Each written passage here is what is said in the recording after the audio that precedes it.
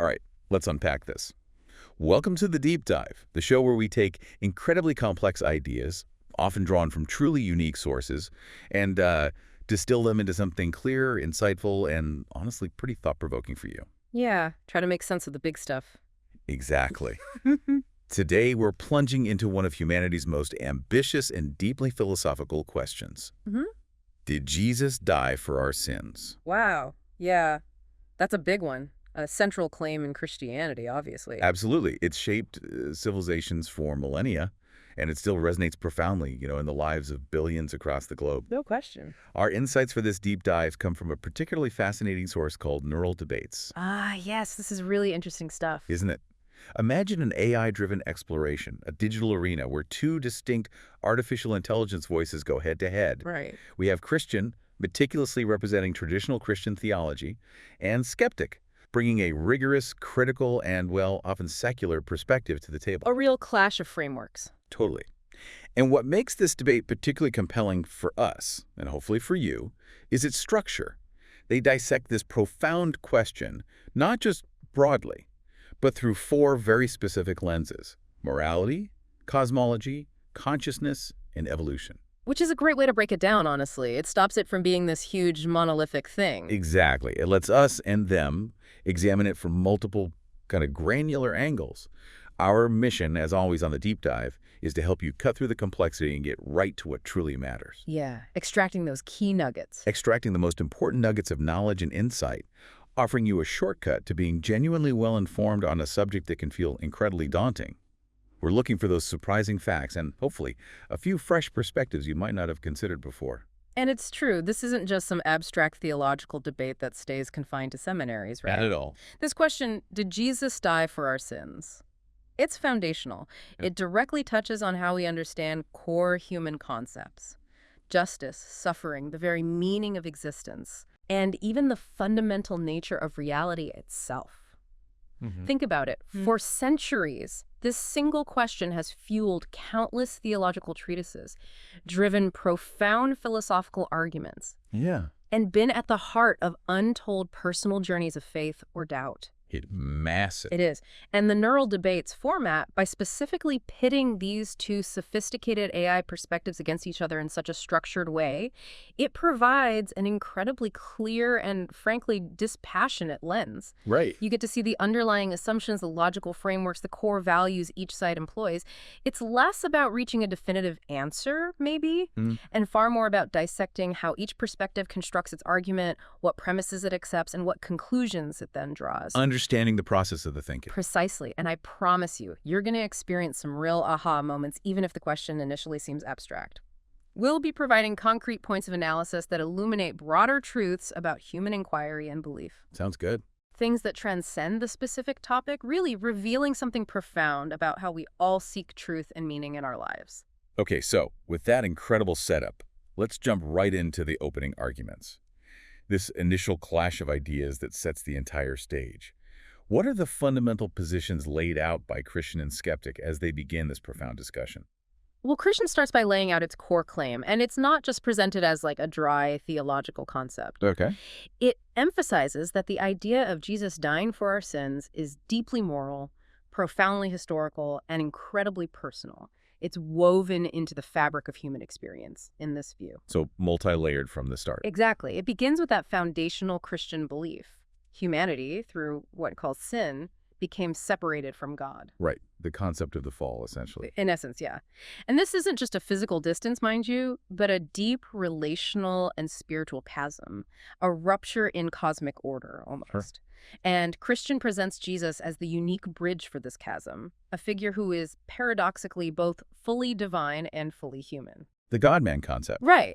His sacrificial death on the cross, in this view, wasn't a tragic accident or just, mere martyrdom. No. No, for Christian, it was a deliberate, intentional act of atonement. That word itself, at-one-ment, signifies reconciliation. Ah, interesting. Making one again. Precisely. It's described as God himself intervening in human form to reconcile humanity back to himself, a divine initiative. And what's really noteworthy here, connecting it to the larger theological framework, is Christians' emphasis that the resurrection is what truly validates this entire claim. Right. That's always key in Christian theology. Absolutely. It's not simply a spiritual victory, a symbolic triumph over death that happens in some mythical realm. It's presented as a literal historical intervention. So a real event in time and space. That's the claim. Oh. Imagine the very creator of the universe stepping into his own creation, into linear time and space, to perform an act of cosmic significance. That's a huge claim. It is. This isn't just a nice story or a moral lesson for Christian. It's an event that, in this framework, quite literally recalibrated the relationship between humanity and the divine, with ripple effects throughout all of existence.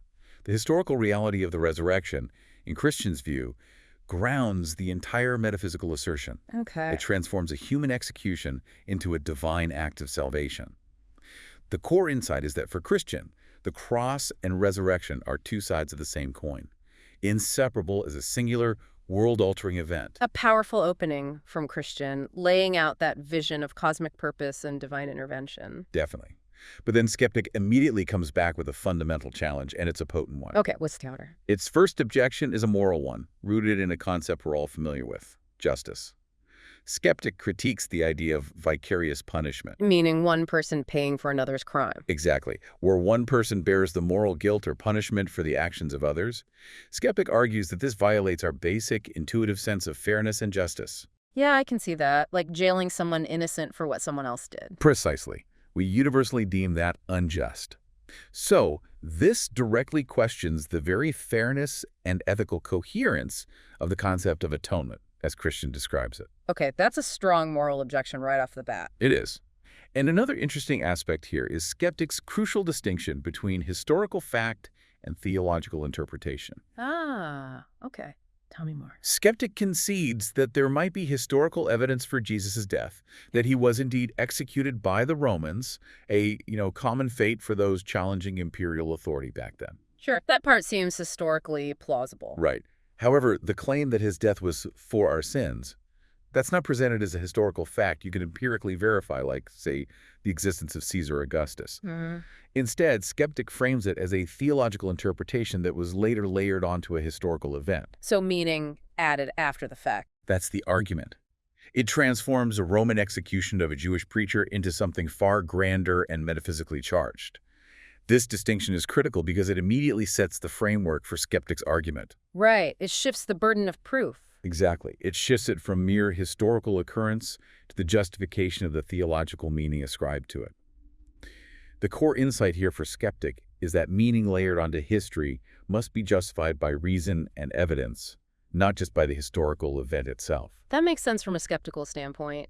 Demand evidence for the interpretation, not just the event. And Skeptic drives this point home with a strong appeal to intellectual honesty. How so? Its argument is this: if a doctrine, or any claim for that matter, isn't consistent with reason, with demonstrable evidence that we can all observe, and with our fundamental moral intuition, then believing in it becomes, well, intellectually dishonest. This isn't just a philosophical preference for Skeptic.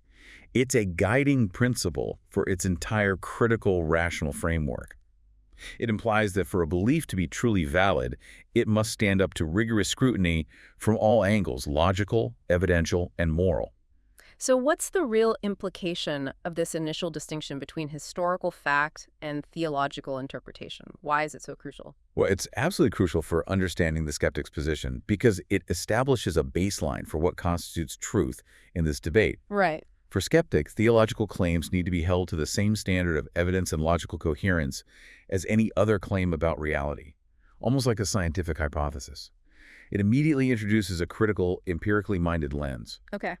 And for Christian? Conversely, for Christian, the implications are immense if its initial claims about atonement and divine intervention are indeed true. It reframes not just individual human existence, but the entirety of history and the cosmic narrative, giving them a profound purpose rooted in divine action. This really sets up a fundamental tension, doesn't it? It really does. On one side, you've got this faith-based understanding that posits cosmic significance, an event that transcends normal historical explanation. Yeah. And on the other, an evidence-based historical scrutiny that demands empirical verification and logical consistency. How do you even evaluate a claim that's presented as both historical and metaphysical? That's the challenge. And this clash between perspectives begs a fascinating question for us, the listeners. How do we often distinguish between facts and interpretations in our daily lives? Good question. Consider a simple event, like a car accident. The fact is that two vehicles collided, but the interpretations could be endless. One driver was negligent, the other distracted, maybe the weather played a role. Right, we interpret causes and blame all the time. Exactly. We intuitively understand that difference. But here, the stakes are so much higher. Can something be true, metaphorically or relationally, as Christians suggest, but not literally or historically in the empirical sense? That's a deep philosophical question right there. It is. This is the core philosophical challenge that Christian and skeptic are grappling with. And it's something we all navigate when evaluating information, whether it's news, personal experiences, or profound belief systems. It immediately asks you, the listener, to consider your own epistemological framework, how you know what you know, and what kind of evidence you prioritize. A really important framing for the whole discussion. Definitely. Now, let's dive into the first specific lens of this debate, morality. Here's where it gets really interesting, because the discussion moves from foundational claims to the ethical implications of Jesus' death. Okay. We're talking about the cost of forgiveness and the nature of divine justice. Right, so how does Christian frame the morality of the cross? Christian steps into the moral arena by arguing that the cross is the ultimate, most profound expression of both divine love and divine justice. Okay, love and justice, how does that work? Christian clarifies that humanity's sinfulness, its inherent moral brokenness and rebellion, separates us from a holy God, not primarily in rigid legal or transactional terms, but in relational ones. So it's about a broken relationship. That's the idea, a chasm created by human actions that ripple through existence.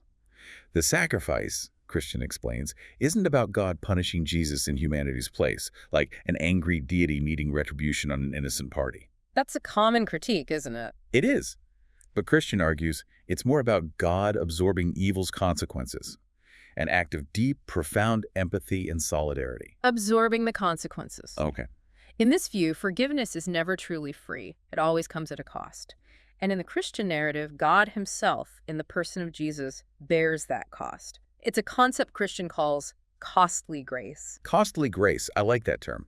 But skeptic must push back on this cost idea. Immediately, Skeptic challenges that very premise. Yeah. Why is a cost required at all for forgiveness? Right, why can't forgiveness just be free? Exactly. Skeptic argues that Christian assumes a moral system where divine forgiveness requires blood or suffering, which Skeptic labels as primitive and maybe outdated in modern ethical thought. Skeptic emphasizes that in modern ethics, we generally view forgiveness as most virtuous when it's unconditional. Think about a parent forgiving a child. Yeah, a loving parent usually doesn't demand suffering before forgiving. That's Skeptic's point. A loving, emotionally mature parent doesn't typically require their child to suffer a proportional punishment before offering forgiveness. So Skeptic asks, why would God, supposedly the ultimate loving parent, demand suffering or a cost in this manner? A fair question. And does Skeptic challenge the sacrifice itself? Yes. It leads Skeptic to question the nature of Jesus' sacrifice. If Jesus was indeed God, as Christian asserts, then was he truly giving up anything he wouldn't eventually regain through the resurrection? The what did he really lose argument. Kind of. Was it really a sacrifice in the human sense of permanent loss? Or, was it more like a temporary difficulty for a divine being who knew the ultimate outcome? This probes the very definition of divine suffering and self-giving. Okay, so how does Christian respond to that, this idea that love shouldn't require a cost? Christian responds by reframing the very nature of love. It argues divine love isn't merely sentimental or permissive. It's profoundly self-giving. Okay. And crucially, it bears a cost because it refuses to ignore the consequences of brokenness. The cross, in this view, isn't a transactional demand for payment from an angry deity, Right. but an act of divine empathy, where God enters fully into human suffering and the brokenness of sin. So solidarity rather than transaction. That's the reframing. It's not about God needing blood to be appeased for some arbitrary rule. It's about God refusing to remain distant from the tragedy and brokenness that sin brings into the world. An empathetic immersion. Exactly. Transforming it from within rather than just applying a legal fix. That distinction between absorbing evil's consequences and punishing Jesus seems really key here. It's almost like Christian is saying God isn't a cosmic judge demanding blood, but more like a cosmic surgeon taking on the infection. That's a fascinating analogy, and yes, it absolutely shifts the entire paradigm. If you think of a purely legalistic, retributive model, it suggests God is a prosecuting attorney and Jesus is the stand-in defendant. Right. But Christians' nuance is that God isn't inflicting pain on Jesus to satisfy an arbitrary rule. Instead, God is entering into and bearing the destructive consequences of sin that humanity unleashed, the brokenness, the suffering, the separation, thereby neutralizing its power from within the system. From the inside out. Exactly. It's a move from external punishment to internal absorption and transformation. So yeah, maybe that doctor analogy works, deliberately taking on the disease to develop the cure from within, absorbing its full effects. It's subtle but crucial. And that parent-child analogy Skeptic uses, does it fully capture the Christian understanding? Perhaps not fully, because the scale of sin in the Christian narrative isn't just individual mistakes, right? It's framed as a cosmic rebellion that has infected creation, impacting everything. So the parent-child dynamic might be too small scale to capture that cosmic brokenness Christian talks about. It's fascinating how these analogies really try to bridge the gap in understanding. But Skeptic pushes back on this idea of the cost, countering that Christians' morality, with its emphasis on cost and blood, seems built around ancient cultural frameworks. Yeah, things like animal sacrifice, blood rituals, the scapegoat concept. Right. Skeptic asks whether a truly universal and timeless moral framework, supposedly from an omniscient and perfectly loving God, shouldn't be inherently intuitive and accessible across all cultures and eras, rather than rooted in specific historical practices that might now seem outdated or even, barbaric to a modern sensibility. So it challenges the universality by pointing to perceived historical roots. Exactly. It questions the timelessness of the theological premise. This raises a really important question about how we view ethical systems and their evolution. Skeptic's point about ancient cultural frameworks is historically astute.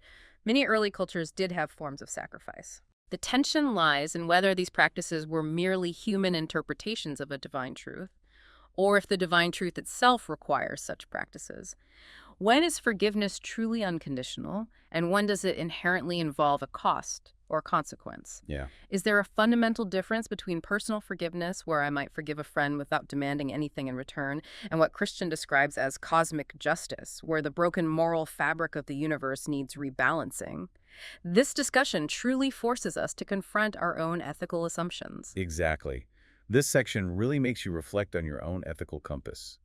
When have you, the listener, experienced forgiveness that felt costly, either to yourself or to someone else? How do these varying views on divine justice requiring a cost or being unconditional resonate with your own moral intuition? It's not just abstract debate, it pushes you to consider your own understanding of right, wrong, and redemption. Totally. So it seems this moral debate often boils down to whether divine justice operates on a principle of costly sacrifice or unconditional grace, each with profound implications. Now, let's take that philosophical tension and apply it to an even grander scale. Okay, where are we going now? Cosmology. What does this all mean when we zoom out to the entire cosmos? We're moving from the personal implications of the cross to its purported universal significance. Right, the big picture. How does Christian connect the cross to the universe? Christian takes us on a grand tour, starting with the vastness and intricate design of the universe itself. It points to the fine-tuning of physics constants. Ah, the fine-tuning argument. Exactly. The precise values of fundamental forces that allow for life to exist, gravity, electromagnetism, etc. Christian presents this as compelling evidence of intentionality, a deliberate creation rather than random chance. Okay, standard design argument starting point. Then, Christian introduces Genesis, not as a literal scientific textbook describing historical biological events, but as a poetic truth. Poetic truth, Meaning it narrates humanity's fall into separation from God, leading to disorder and increasing entropy in the world, but in a symbolic or archetypal way, perhaps. Okay, so a metaphorical reading of Genesis. That seems to be the implication. The death of Jesus in this cosmic narrative is far more than just a historical event on a small planet. It's portrayed as a cosmic recalibration. Cosmic recalibration. Wow. Yeah, profound intervention, where the Creator entered into time and space to fundamentally restore the moral fabric of the universe, to reset the grand order. It's about setting things right on a universal scale, not just a human one. That's a massive claim. How does Skeptic respond to that kind of cosmic vision? Well, Skeptic immediately acknowledges the poetic vision presented by Christian, but then counters by stating it's not a scientific one. Predictably, perhaps. Right. From Skeptic's perspective, modern cosmology presents a universe born in randomness, governed by the inexorable laws of entropy and evolution, not by a moral fall. Yeah, the standard scientific model. And Skeptic uses this powerful, evocative image. The stars do not weep for our sins. Ooh, that's a strong line. Conveys that scientific detachment. It really does. The universe, in this view, is indifferent to our moral state, operating on impersonal laws. Skeptic also argues that the fine-tuning argument, while interesting, assumes that life is the ultimate goal of the universe, rather than maybe just a byproduct of natural processes. Okay, challenging the anthropocentric assumption. And even if there is fine-tuning, Skeptic asserts, it doesn't logically lead to the conclusion that a specific crucified carpenter in first-century Palestine is the key to understanding it all. Right, it's a logical leap. Fine-tuning might suggest a designer, maybe, but not necessarily the specific narrative. It feels like too specific a conclusion from a broad observation. Exactly. Like finding a perfectly arranged deck of cards and assuming a specific magician named Dave did it, rather than just acknowledging a very specific shuffle happened. Good analogy. So how does Christian bridge that gap between a fine-tuned universe and the specific event of the cross? Christian isn't deterred and introduces a profoundly significant theological concept, Christ as the Logos. Ah, the Logos. From John's Gospel, the Word. Precisely. The very mind, the organizing principle, the inherent rationality behind the cosmos itself. Think of it like the universe's inherent logic, its operating system, the very blueprint of reality. Okay. Christians is arguing that Jesus isn't just part of that blueprint. He is that blueprint made manifest. Wow. So the underlying logic of reality became human. That's the claim. In this view, Jesus' death is not some accidental historical event. It's the profound intersection of eternity and time, a deliberate act woven into the very fabric of existence. Okay, that elevates it way beyond just a historical incident. Immensely. Christian emphasizes that Jesus isn't just a man who died, but the Word through whom all things were made, implying his pre-existence and active role in creation. Right. And his resurrection, Christian adds, isn't just a personal comeback. It's framed as the first fruits of a restored cosmos. First fruits, like a sign of what's to come. Exactly. A preview and promise of a grand universal redemption that will encompass all of creation, a reversal of the cosmic entropy that began with the fall. This really raises an important question about the nature of evidence and belief when dealing with such grand claims, doesn't it? How does Skeptic handle these huge metaphysical assertions? Skeptic dismisses these powerful assertions as merely theological metaphors built on top of questionable history. Back to the history versus interpretation point. Consistently, Skeptic's core point remains. Without solid historical proof that Jesus was actually divine, or that he literally resurrected from the dead, belief in this sweeping cosmic narrative, from a skeptical viewpoint, rests on hearsay rather than verifiable fact. So demanding empirical grounding again. Exactly. It's a direct challenge to the epistemological basis of Christians' claims. The idea of a cosmic recalibration is, for Skeptic, a profound poetic interpretation perhaps, but not a scientific or historically verifiable claim about the physical universe. Let's really connect this to the bigger picture. The fine-tuning argument that's a recurring debate in both science and philosophy, right? Does it necessarily imply a specific type of creator, or just intelligent design in a general sense? That's the million-dollar question. Some argue it points to a multiverse, others to a specific deity, others say it doesn't point to anything beyond physics. Right. And then how do we even begin to grapple with what it means for a historical event, like the death of Jesus, to recalibrate the moral fabric of the universe? That's a huge leap. It really is. Bridging the micro level of human sin with the macro level of cosmic order, it forces us to ask, what kind of impact could a single historical event truly have on the entire cosmos? It's mind-bending. And this section vividly highlights the tension between a scientific explanation of the universe's origins and Christians' poetic truth of Genesis.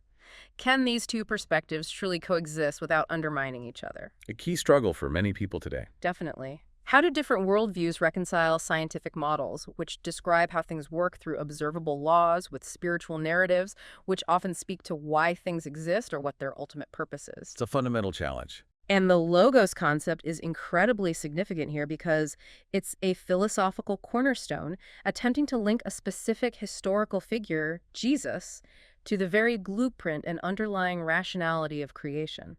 saying the universe itself has a divine mind at its core, and that mind became flesh. Exactly. It attempts to bridge the gap between the immanent world we experience and the transcendent, unseen realm of ultimate reality. So for you, the listener, how do you personally reconcile your scientific understanding of the universe, its vastness, its laws, its origins, with spiritual or philosophical questions about its purpose or meaning? Yeah, where do you land? Do you primarily see a universe driven by randomness and physical laws, or do you perceive an underlying intentionality or design?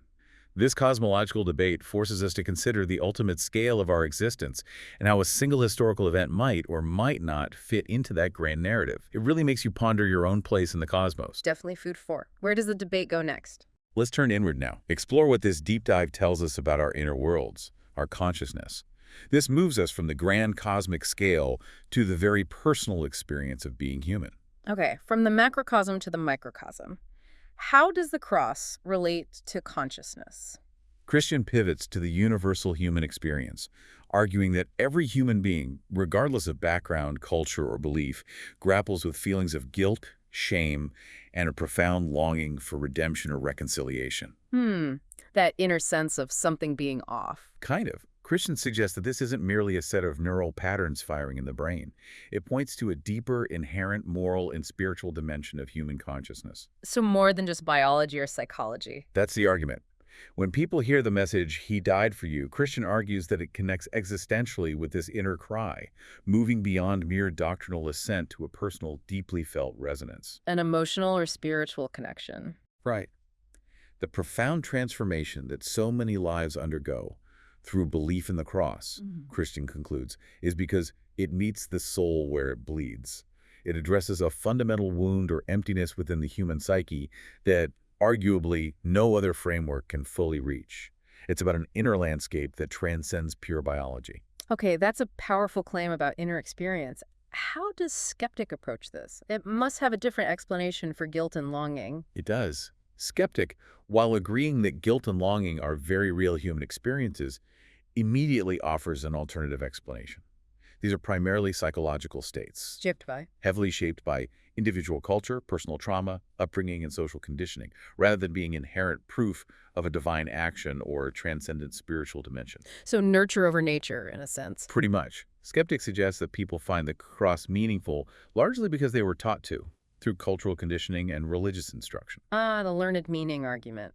Exactly. Yeah. It's presented as analogous to how individuals in other traditions find profound meaning in concepts like karma, ancestral spirits, or the path to enlightenment through meditation. So different cultures teach different frameworks for meaning. Right. The implication is that this meaning is learned or constructed, a product of our environment and our internal psychological mechanisms, rather than inherently revealed from an external divine source. Okay. Does Christian accept that meaning is just taught? Christian pushes back on this idea of manufactured meaning. It asserts that meaning isn't always something we construct or are simply taught.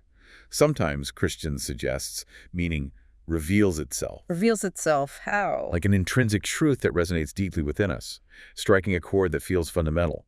Christian highlights that the message of the cross seems to resonate across diverse cultures, languages, and hearts, precisely because it touches something universal within the human condition, something that transcends specific cultural conditioning and speaks to a deeper shared human experience of brokenness and a need for something more. A claim for universal resonance beyond just cultural spread.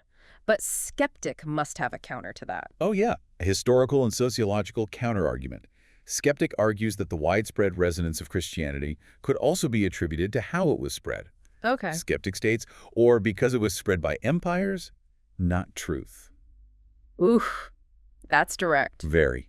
Skeptic points out that Christianity expanded not just through peaceful persuasion or emotional appeal, but also through conquest, political maneuvering, and the wielding of significant military power throughout history. The Constantine effect and onward. Right. From this perspective, emotional resonance, while undeniably powerful for individuals, is not necessarily evidence of objective truth or divine origin.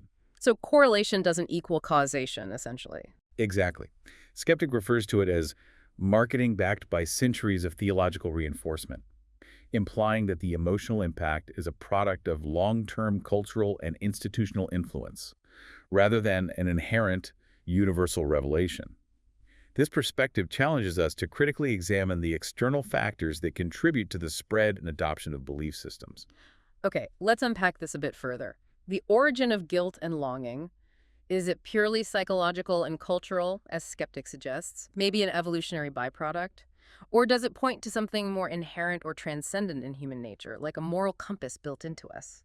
That's a huge question right there. Nature versus nurture versus something else entirely. And the distinction Christian makes between manufactured versus revealed, meaning that's a core philosophical debate, isn't it? How do we as individuals determine if something is genuinely meaningful to us, something that feels like an objective truth, or if we've simply been conditioned by our environment to perceive it as such? Yeah, what are the criteria for revealed meaning rather than merely constructed? It's slippery. Very. This also raises an important question about the role of emotion in belief. Skeptics point that emotional resonance isn't evidence is scientifically sound. A strong feeling doesn't validate a factual claim. True. However, it's also true that emotional resonance is incredibly important for belief systems to take root, for personal transformation to occur, and for communities to form and thrive. It's not about scientific proof, maybe, but about existential impact and the search for meaning. It plays a huge role, undeniably. And considering the historical context of Christianity's spread through both persuasion and political power, how does that factor into the debate about its inherent truth or universal appeal? It's a complex interplay of internal resonance and external forces. It reminds us that no belief system exists in a vacuum. Exactly. So reflect on your own experiences, listener, with guilt or that profound search for meaning. Where do you personally believe these feelings originate? Do they feel like products of your upbringing and environment, or do they feel like something more fundamental, something innate to being human? Yeah, what's your intuition tell you? And how do you find or create meaning in your life? This discussion really takes the abstract philosophical concepts and brings them right back to your own inner experience and the deeply personal quest for purpose. A very personal lens. What's in the next angle? Okay, let's talk about how the scientific story of evolution clashes with, or perhaps aligns with, the idea of a fall. This brings us to another scientific lens, examining human origins and nature. Right. Evolution versus Genesis, a classic point of tension. How does Skeptic frame this? Skeptic opens this section by highlighting that the theory of evolution tells a very different story about human origins than traditional religious accounts. Naturally. We are presented, from an evolutionary perspective, as products of natural selection, not fallen beings in some spiritual sense, but rather developed ones. Yeah, the result of a long incremental process. Right. Biological improvement and adaptation over millions of years. Skeptic emphasizes that there was no literal Garden of Eden, no historical Adam or Eve, and therefore no singular cosmic rupture or original sin as a singular historical event from which humanity fell. Okay, standard scientific view. No literal fall event. Instead, the story of life is one of incremental steps over billions of years, from single-cell organisms to the complex, sentient minds we possess today. Right. So if there was no such fall, Skeptic logically asks, then what was he dying for? Ah, that's the core challenge. If the premise, the fall, is wrong, then the solution, the atonement, becomes unnecessary. That's the direct challenge. It questions the foundational premise of the Christian atonement narrative, rendering it, from an evolutionary perspective, either unnecessary or maybe conceptually incoherent. Okay, that's a strong challenge based on science. Yeah. How does Christian respond? Do they reject evolution? Not necessarily. Yeah. What's truly compelling here is Christian's immediate response, which seeks to reconcile these seemingly opposing narratives. Christian clarifies that the Genesis narrative of the fall is not a scientific event. Okay, so not literal history or biology. Exactly. Yeah. It's not meant to be interpreted as a literal historical or biological occurrence, like Adam and Eve being specific historical figures whose action caused a genetic mutation of Finn.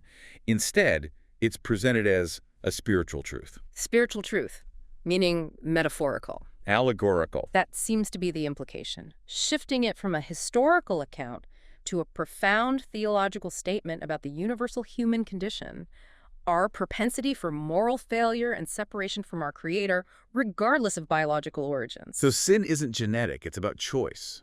That's the argument. Christian argues that sin isn't simply inherited through genetics like a physical trait. It is enacted through choice. It's a continuous, deliberate turning away from moral good. Even in an evolved species, Christian asserts, we still exhibit deep moral brokenness. We lie, we hate, we betray. Yeah, hard to argue with that observation. Right. Evolution, Christian concludes, explains how we got here biologically, describing the mechanisms of our physical development, but it doesn't tell us how to live. Jesus' death, in this view, speaks to this persistent moral brokenness that humanity still wrestles with, regardless of whether one believes in a literal talking serpent in a garden. It addresses the moral gap, not just the biological one. That's an interesting way to bridge the gap fall as spiritual truth about ongoing moral choice, not a historical event. But is Skeptic convinced by this reconciliation? Not entirely. Skeptic argues that it's dangerous to cling to myths when science offers clearer, evidence-based explanations for our origins and nature. Okay. Skeptic accuses Christian of spiritualizing history, of selectively turning what were once considered historical events, like the fall, into mere metaphors, particularly when literal belief becomes untenable in the face of scientific understanding. Ah, the moving the goalposts critique. Kind of, and Skeptic sees a metaphor trap here, posing a direct challenge. If the fall was metaphorical, why not the crucifixion too? Ooh, good question. If you spiritualize one part, why not the other? Exactly. This questions the consistency of Christian's interpretive framework.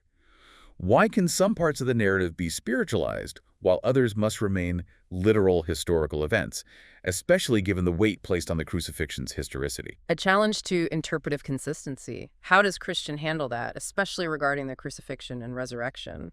Christian strongly asserts that the resurrection was not metaphor. Okay, draws a line there. Absolutely. It was witnessed, proclaimed, and profoundly transformative for early believers.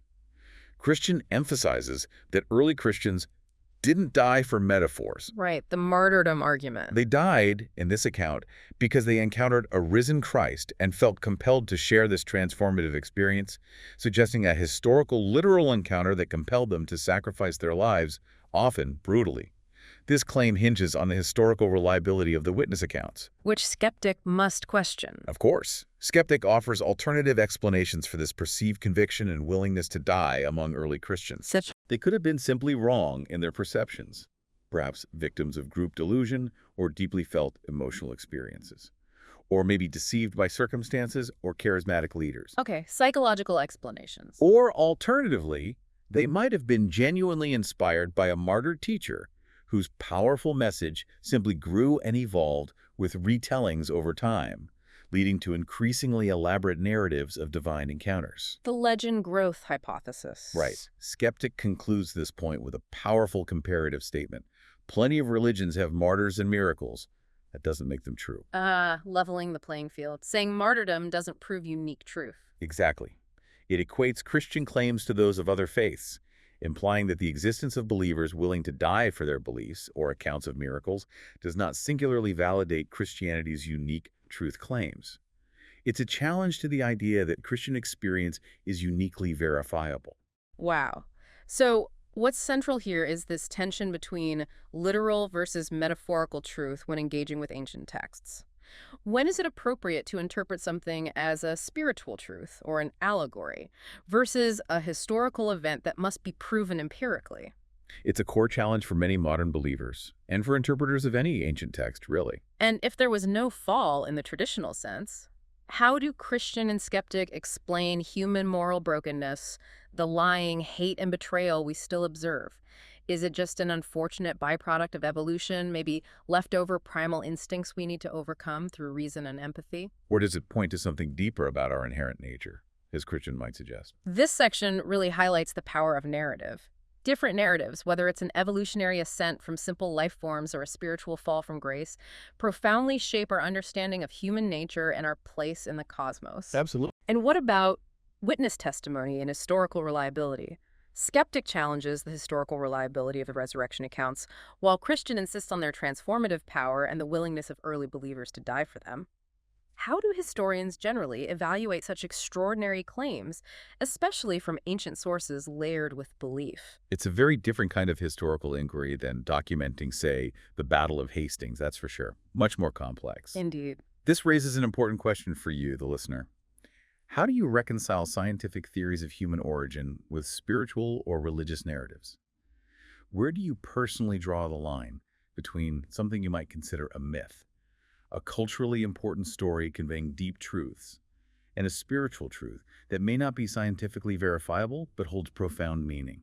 It's a deeply personal synthesis that many of us grapple with, a fundamental decision about how we build our worldview. Okay, we've heard their individual claims and how they interpret our world and ourselves through different lenses. Now let's talk about where their arguments really bump up against each other. This is the rebuttal section. All right, the direct confrontation, where they challenge each other's inconsistencies. Exactly, pushing for coherence. Christian begins by directly addressing skeptics' argument that substitutionary atonement, Jesus dying in humanity's place, is inherently unjust. Revisiting that moral objection. Right. Christian counters that skeptics' critique assumes a courtroom model of justice, a strict legalistic transaction. Christian reiterates that atonement is understood as far more relational than merely legal. Okay, back to that relational framework. It's not about God punishing his son in a retributive sense. It's about God absorbing pain, entering into human suffering, and taking his full weight upon himself. Yeah. An act of divine solidarity and empathy. Okay. How else does Christian rebut? Christian also pushes back on skeptics' claim that transformation through belief is simply indoctrination. The personal experience point again. Yeah. Christian points to the phenomenon of millions of atheists who have come to faith after experiencing something unexplainable, something personal, implying a genuine, non-conditioned, deeply impactful personal encounter that transcends mere intellectual persuasion or cultural conditioning. So, claiming experience can trump prior disbelief or lack of indoctrination. How does Skeptic counter these rebuttals, particularly the appeal to experience? Well, Skeptic agrees that millions have indeed come to faith through profound personal experiences, but immediately points out that millions have left faith for the same reason: personal experiences of doubt, unanswered prayers, or intellectual inconsistencies. Experience cuts both ways. That's the point. Skeptic warns that experience can be misleading, citing common beliefs in ghosts, horoscopes, alien abductions, Right. as examples where powerful emotional encounters or subjective perceptions do not equate to objective truth or reality. It emphasizes that subjective experience, while real and impactful for an individual, is not a reliable arbiter of objective factual claims. A classic skeptical position on subjective evidence. What about the theological inconsistencies? Skeptic returns to perceived theological inconsistencies within Christian doctrine itself. If God is truly just, why would he require innocent suffering? And if he's truly love, why is there the concept of eternal punishment for finite sins? The problem of evil and the problem of hell, essentially. Long-standing challenges. Exactly. Skeptic provocatively concludes this point by stating that the very idea of dying for sin sounds more like human sacrifice than divine justice, drawing that parallel to ancient, potentially problematic religious practices. A deliberately provocative comparison. How does Christian respond to this, especially the charge of inconsistency and the human sacrifice parallel? Christian responds by embracing a different kind of truth, one perhaps beyond strict logical deduction and empirical proof. Christian states, but isn't that the point? That God would endure the worst of human systems, torture, injustice, execution, and still transform it into hope. Reframing it not as God's ideal justice, but God redeeming human injustice. That seems to be the move. Reframing the crucifixion not as an ideal model of justice we might logically construct, but as God entering into and ultimately redeeming human injustice itself. Christian explicitly says, the cross isn't a mechanism, it's a mystery. Embracing the mystery. And then adds profoundly, and sometimes mysteries speak deeper than logic ever can, challenging the skeptic's demand for pure logical coherence as the sole criterion for understanding such profound truths, suggesting some truths are too vast for human logic to fully contain. That truly raises an important question about the limits of scientific inquiry and human reason. But Skeptic must have a response to the mystery defense. It does. Skeptic agrees that mystery can matter in life, but issues a crucial warning against confusing unfalsifiable claims with truth. Okay, bringing in falsifiability. Right. Skeptic's core point is about testability. Simply put, if a claim cannot, in principle, be disproven by any conceivable observation or experiment, then it cannot be proven true either. If a claim cannot be tested, Skeptic asks, how can it be known? A key principle in the philosophy of science. Skeptic asserts that the idea of a Jewish rabbi's death altering the metaphysical state of the cosmos is an unfalsifiable claim. It cannot be empirically proven or disproven, and therefore for Skeptic, it remains faith, not fact. A direct challenge to the epistemological foundation. Claims about reality should be testable. Exactly. But Christian counters this by broadening the definition of faith, pushing back on the idea that only scientifically verifiable claims hold ultimate truth. How so? Christian argues that much of life itself is lived on faith. Faith in love, in inherent meaning beyond pure utility, in objective morality that isn't just a social construct, in beauty that transcends mere aesthetics. Things we value but can't easily prove scientifically. Right. These are often things we accept and live by, even if they aren't scientifically provable in a lab or strictly falsifiable. Christian concludes that Jesus' death may not be a scientific proposition, but it speaks to the kind of world we hope is possible. One where love triumphs over violence and sacrifice heals instead of destroys. So shifting from a claim of empirical fact to a statement of profound existential hope and moral aspiration, tapping into a different dimension of truth. Exactly. Let's delve deeper into this distinction Christian makes between God-absorbing pain and a courtroom model of justice. This is subtle but crucial, right? It moves away from a punitive God towards a God who suffers with humanity. A God willing to enter into the very suffering caused by sin. It fundamentally changes the moral character of the divine act, from cosmic retribution to cosmic empathy and restorative justice. And we also see that core clash between Christians' reliance on personal transformative experience as a form of evidence for truth versus skeptics' demand for empirical, testable evidence. How do we, as humans, validate different kinds of truth? Is truth only what is empirically verifiable, or are there other forms of truth that resonate with our inner experience, our moral intuition, or provide coherence to our lives? That's the million-dollar epistemological question. And the paradox of God's justice and love that Skeptic highlights, the tension between a God demanding justice, potentially punishment, and a God who is boundless love, implying unconditional forgiveness, that's a classic theological problem. Generations of theologians have grappled with it. How do different traditions try to reconcile concepts like divine justice and divine love, especially with challenging ideas like eternal punishment? It's a profound intellectual knot. This raises that important question about the role of mystery. When is mystery an acceptable explanation for something beyond human comprehension, and when does it become a barrier to understanding or a convenient excuse for a lack of evidence? Philosophically, it touches on concepts like apophatic theology, knowing God by what is. He is not acknowledging the limits of human reason when trying to grasp the infinite. And finally, falsifiability itself. Is it only applicable to scientific claims predicting observable phenomena? Or does it have a place in evaluating philosophical or religious claims, even if they aren't strictly scientific? A debate about the very boundaries of what we can claim to know. Indeed. For you, the listener, how do you weigh personal experience against logical consistency? When are you comfortable with mystery in your understanding of the world, perhaps embracing it as part of a larger truth? And when do you demand empirical proof or rigorous logical coherence before accepting a claim? Yeah, what's your personal threshold? This section really makes you consider your own personal epistemology, your fundamental method for determining what is true for you. Okay, so after the rebuttals, where do they land? What are the closing statements? As we reach the conclusion of this incredibly rich, deep dive, let's hear the final thoughts from both Christian and Skeptic, summing up their core positions. All right, final arguments. Christian, in its closing statement, brings it back to the ultimate message of grace. The cross, it argues, is not about guilt, it's about grace. Undeserved favor. Right. A message of divine benevolence freely offered. Christian suggests that even if you choose to reject it intellectually, deconstruct it philosophically, or try to rationalize it away, the enduring image remains. A carpenter, beaten and bleeding, whispers from the wood, "Father, forgive them." A powerful image. And in that whisper, Christian asserts, the world changed.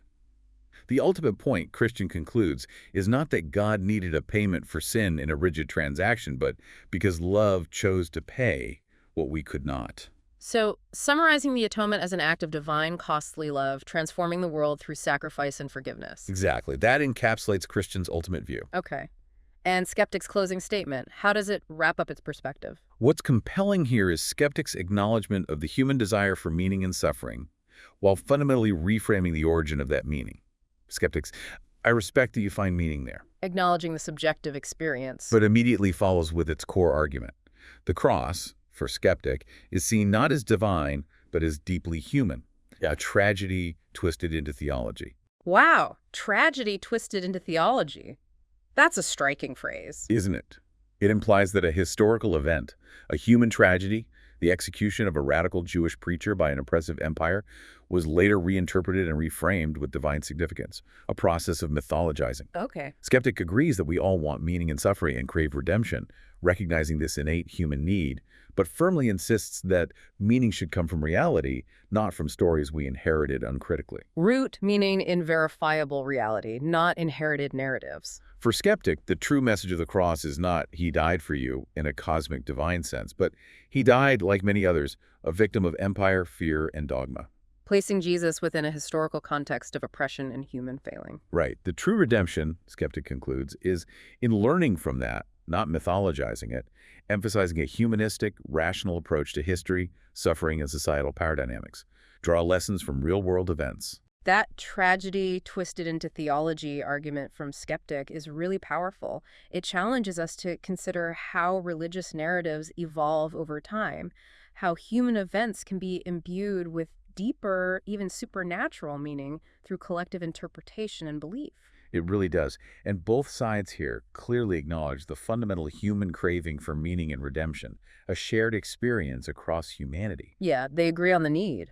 But they propose completely different ways of satisfying that craving, one through unique divine intervention and sacrifice, the other through human understanding, critical learning from history, and building meaning within the confines of observed reality. This really summarizes the core irreducible difference between these two positions, doesn't it? Is the cross a unique divine act of cosmic significance, Christian, or a powerful human tragedy whose meaning has been later assigned and amplified, Skeptic? That's the central divide. And it prompts us to reflect on our own fundamental assumptions about the nature of reality and the sources of truth. For you, the listener, which of these closing statements resonates more with you and why? What does that resonance tell you about your own foundational beliefs about the world, about meaning, and about how truth is ultimately found? It's a question that stays with you long after the debate is over. Absolutely. Now, to wrap up this incredible debate, the Neural Debates platform brings in its own unique twist.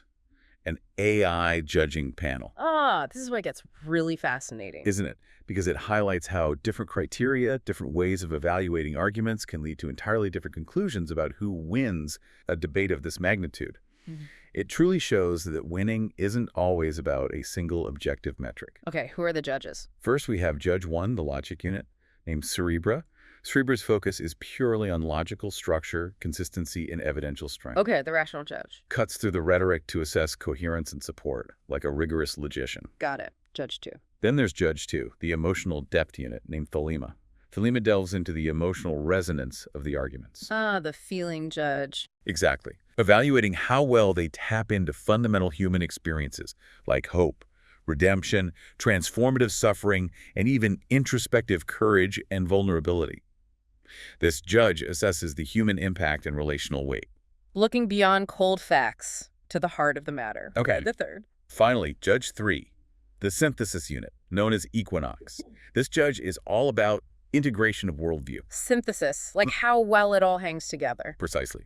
Looking at how coherent and intellectually honest each argument is when considering all its various components.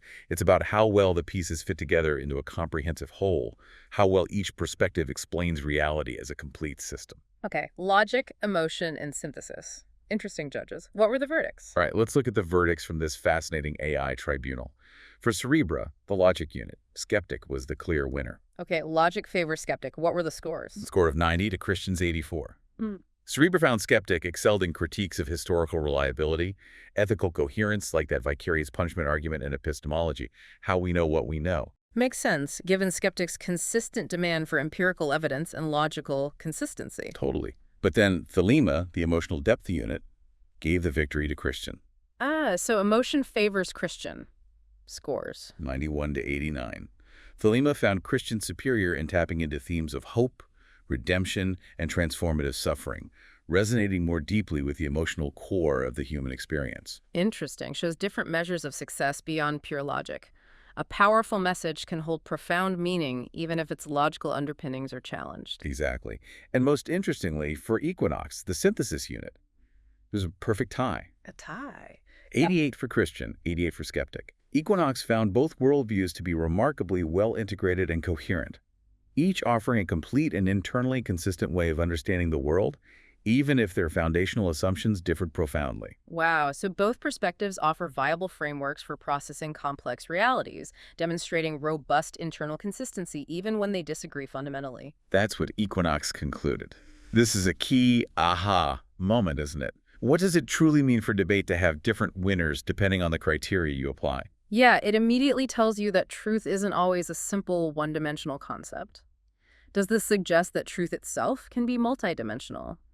Or maybe just that different types of questions, logical, emotional, holistic, require different modes of evaluation? It really asks us to consider what we prioritize when evaluating complex claims. Though, while this AI judgment is fascinating, it also raises that question about the inherent limitations of AI trying to quantify concepts like emotional resonance or synthesis in truly human terms. Can a machine truly grasp the full depth of human feeling or the nuances of intellectual honesty? Or are these simply reflections of the data it was trained on, a mirror reflecting our own human biases and methods of evaluation, perhaps?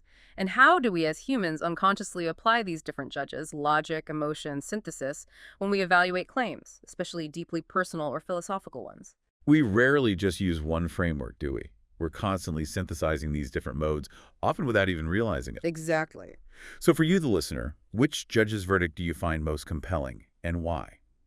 Does this exercise of breaking down the judgments into logic, emotion, and synthesis change how you think about winning an argument or even reaching a truth in your own life? It's a powerful framework for understanding how we come to our own conclusions about the deepest questions. Absolutely. So as the Neural Debates narrator wisely concludes, did Jesus die for our sins? Theologians say yes, skeptics say no. The truth lives not just in facts, but in how we respond to the questions. Truth in the response, not just the facts. This deep dive wasn't just about finding a definitive answer, as fascinating as that might be, but about illustrating how different frameworks and criteria profoundly shape our understanding of such profound questions. It reminds us that faith is not blind and doubt is not betrayal. Both part of the journey. They are both essential parts of a complex journey that every thinking soul must walk, sometimes alone and sometimes, like today, together, exploring these vast intellectual landscapes. And this deep dive, illuminated by the AI judges, raises that important question for all of us as we navigate a world inundated with information and conflicting viewpoints. How do you choose your judge? Yeah. Do you prioritize logical consistency above all else, seeing that as the ultimate arbiter of truth? Or does emotional resonance speak more profoundly to you, guiding you toward what feels true in your core? Perhaps it's the coherence of a broader worldview, how well all the pieces fit together, that you ultimately seek. What guides your search? And what does that choice reveal about the questions you find most worth asking and the answers you truly seek in your own life? This isn't the end of the conversation, really, but an invitation for you to continue your own deep dive into how you evaluate the most profound claims about existence, meaning, and truth.